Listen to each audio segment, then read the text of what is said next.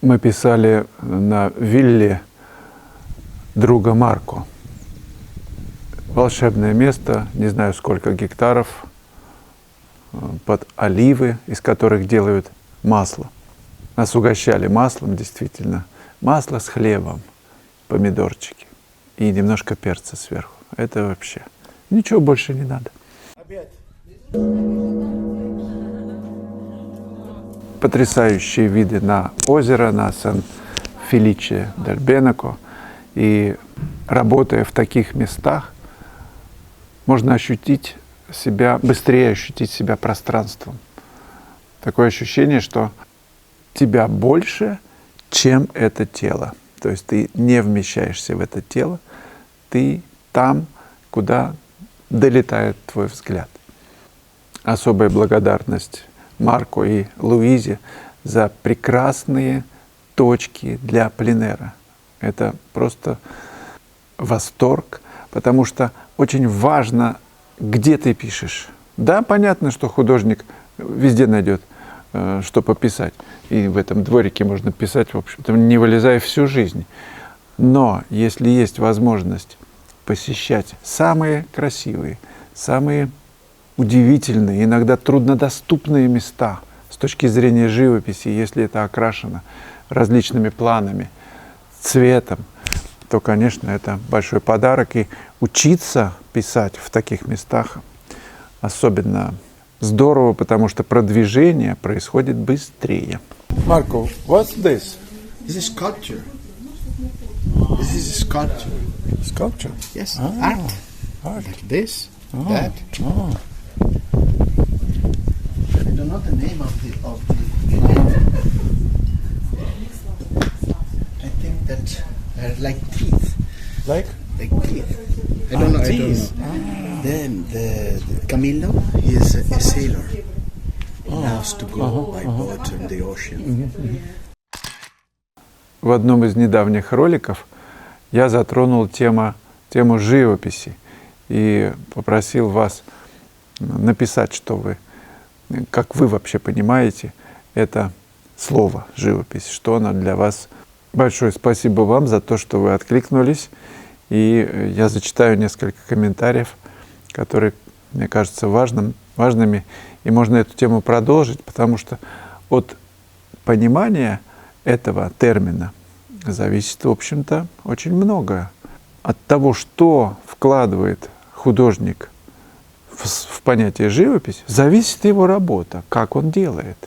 И поэтому одно слово, уже много раз говорил, может изменить это понимание. И оно просто обогатится, как бриллиант засверкает новыми красками, эти грани. Живописный – это значит притягивающая внимание картина своей необычностью, красотой. Это восторг, Сарочка пишет.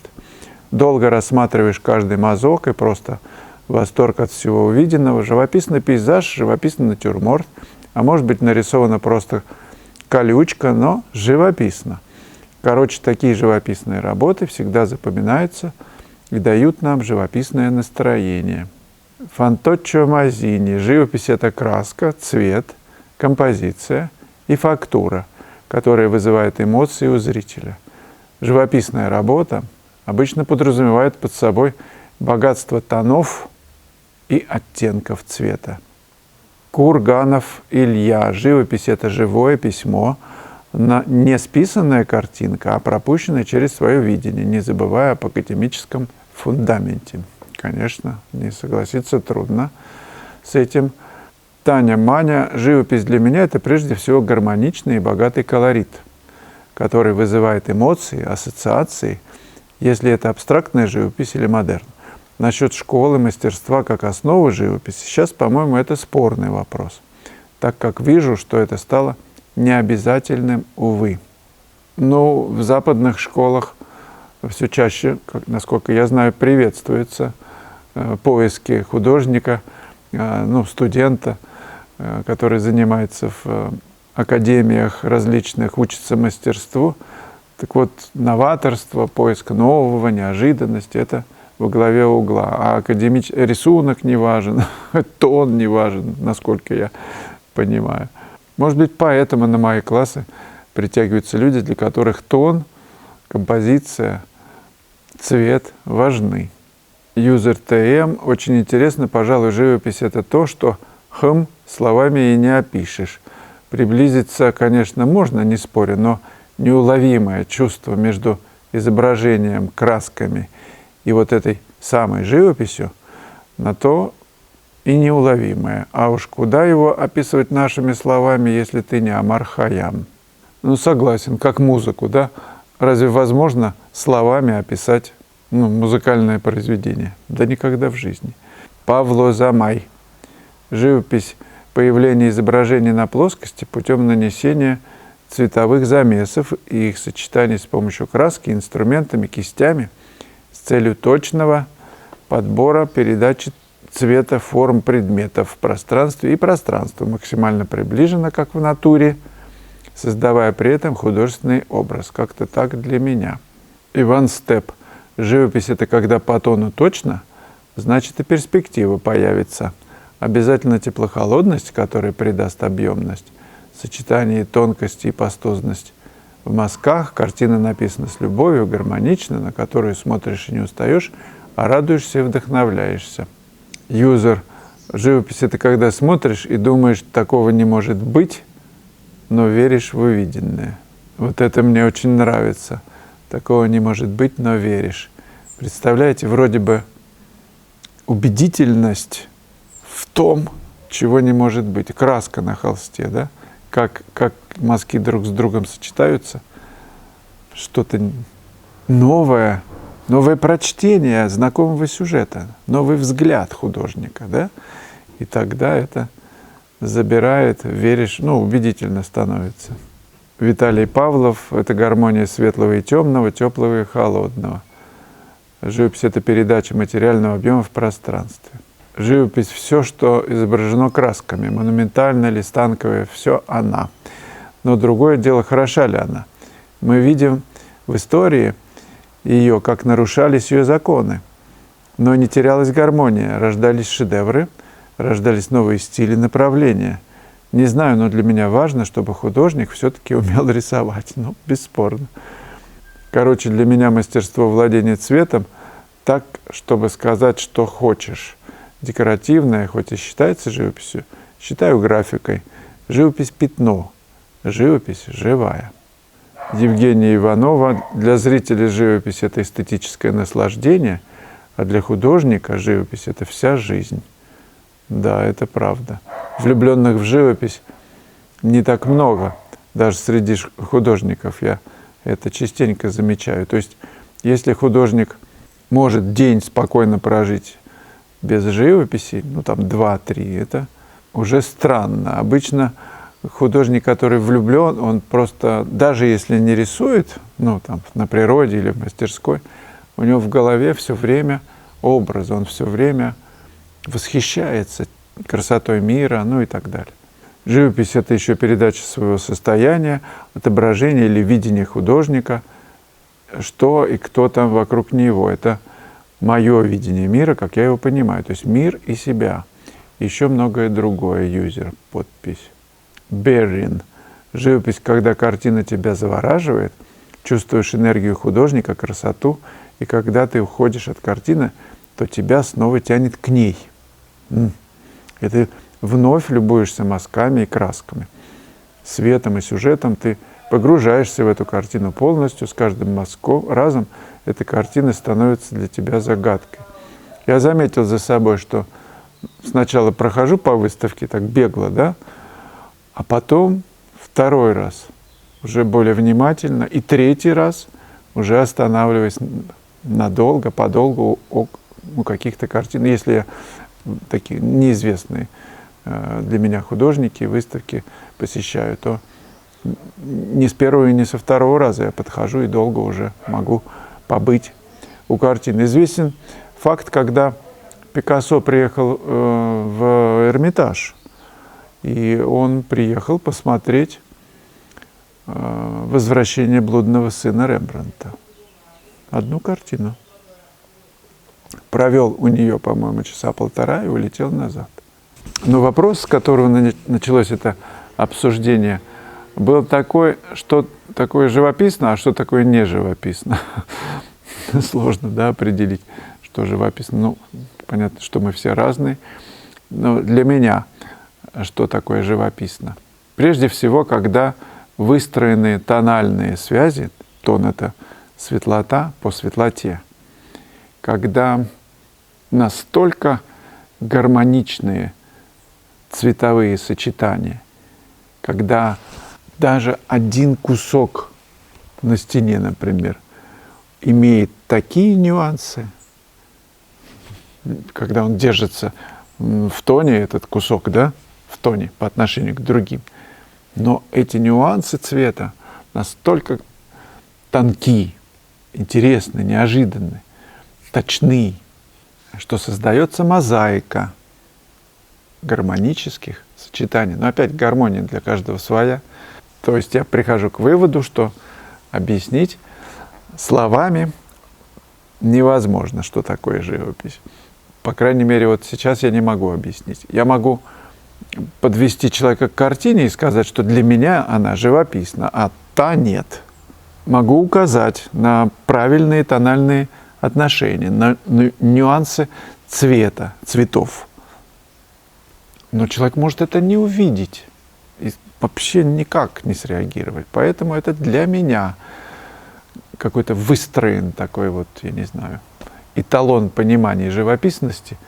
Он глубоко индивидуален, и поделиться им, пониманием его, наверное, все-таки очень трудно. Единственное, я просто могу писать, и те, кто на этой волне, могут это видеть на классах, например, которые я время от времени провожу. Very advanced class, very good class. Very, even the painters that come are very, very experienced. They know how to express their feelings in their paintings, and this is what I'm trying to learn. And this is what Slava is trying to teach us about our feelings in our paintings.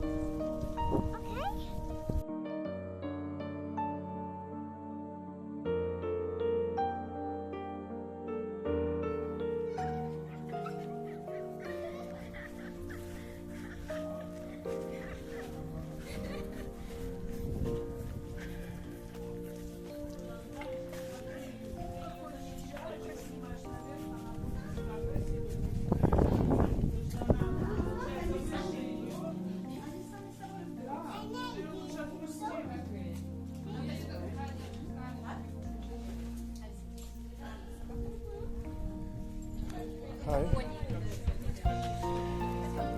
Bonnie. Hi, Bonnie. This is Slava.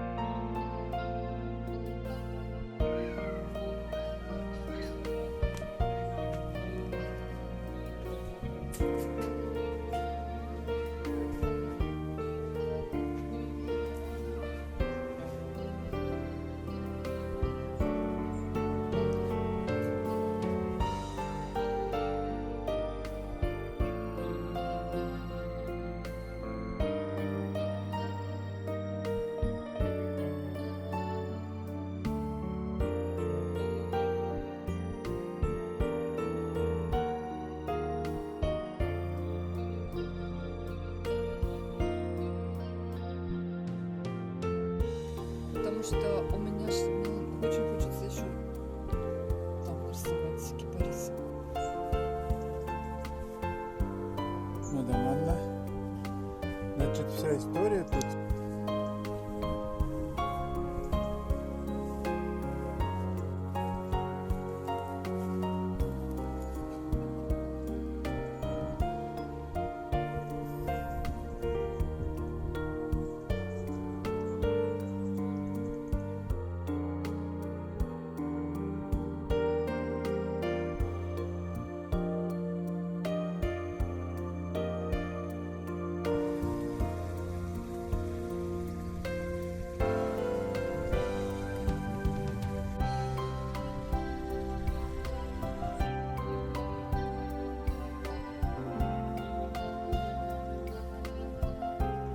Ну, очень хорошо. Тоже убрать желтый. Ну, конечно.